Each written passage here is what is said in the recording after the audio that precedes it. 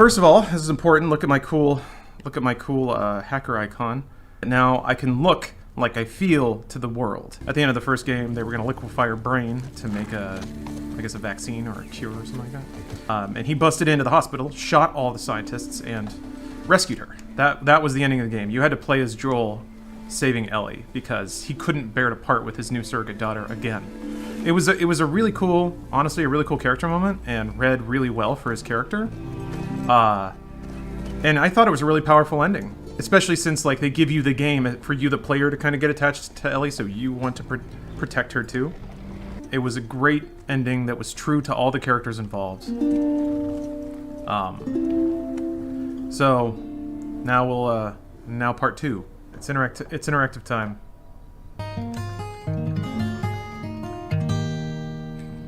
So what do you think? Should be watching Bleach. Excuse me, Brave Limit. Swordgate. She is a teen. I wonder if that's her expression when she's looking at herself. I think you could probably learn a lot from somebody's self-image by just how they react to themselves in the mirror. Time to pet this dog. Hey, old timer. Nothing bad is gonna happen to this doggo. Ellie. Yeah. I'm role-playing Ellie as having intense ADHD. Not really. Yeah, the game just started, so I don't have an opinion on its quality. I mean, the production values are off the charts. You know what I love about you? Which is mostly what I was looking forward to. So Let me finish my sentences. I'm into it. I'm feeling it so far. Well, we should probably get going. Does the game switch POV between the two protagonists? I don't know if those are the two protagonists so far. But it has already switched from, a brief intro with Joel. Ow. Brief intro with Joel, brief walkthrough with Ellie, and now I'm playing as Abby, so we got some real artwork. Radiator flush. Real cleanse.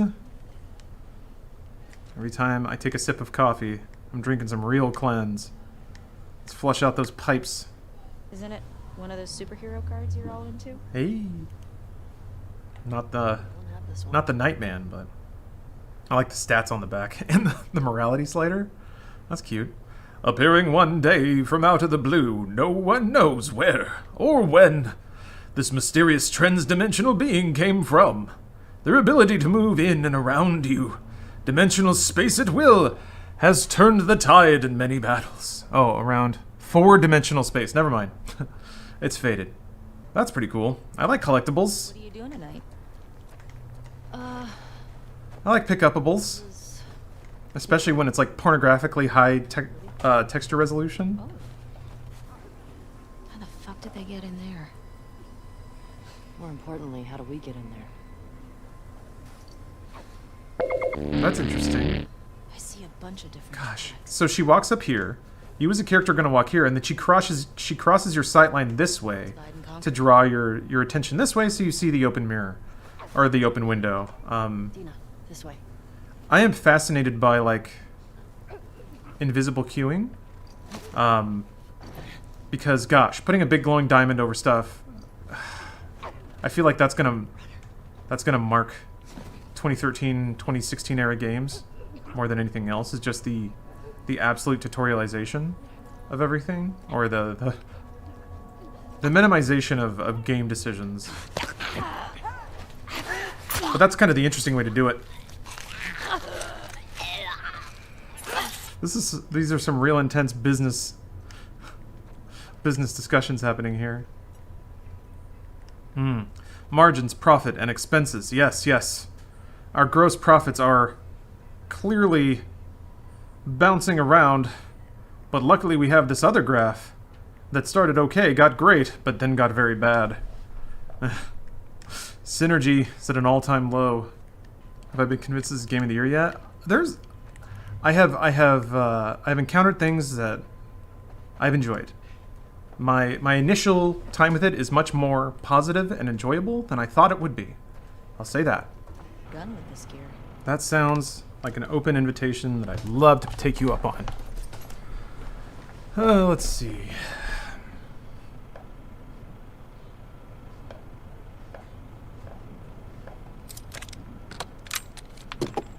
cool.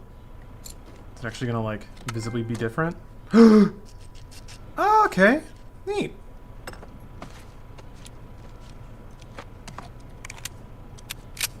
Yeah, this'll work. Cool. Good.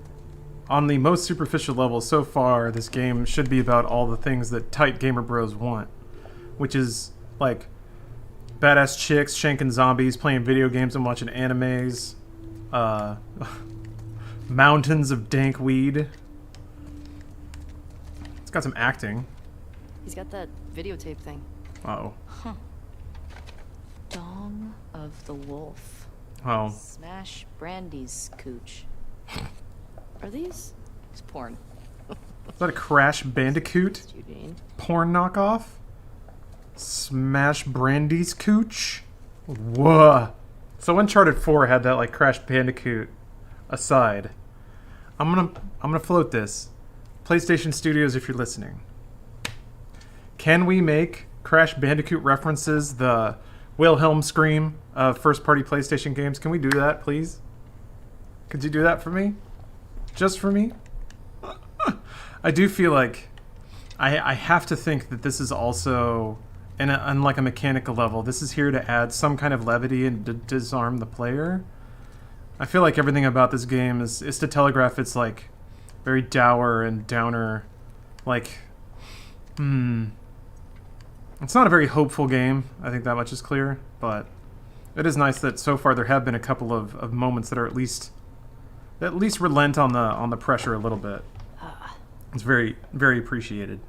Teens. You make me want to go back outside into that blizzard. No one is stopping you.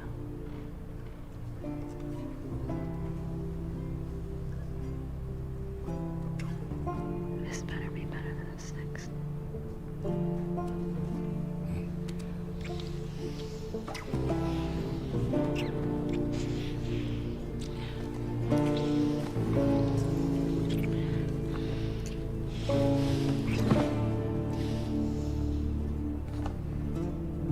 That was an impressive video game makeout, I gotta admit. Fuck. Aw, man. Oh, of course she's gonna have to watch. Of course she is. Get her hands! Please stop! Please don't shoot! Joel, please get up! No!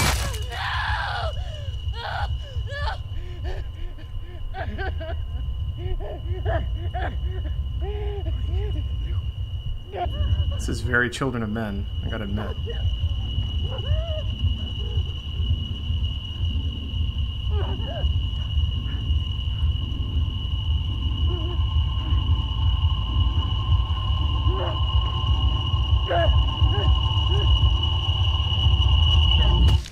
Ugh.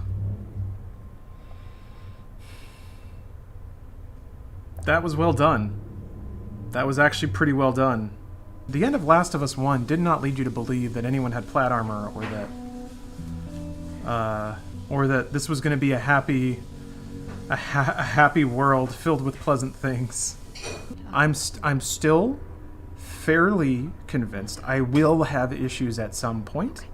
I think the prologue is solid so far. Still think it's shock value? Yeah.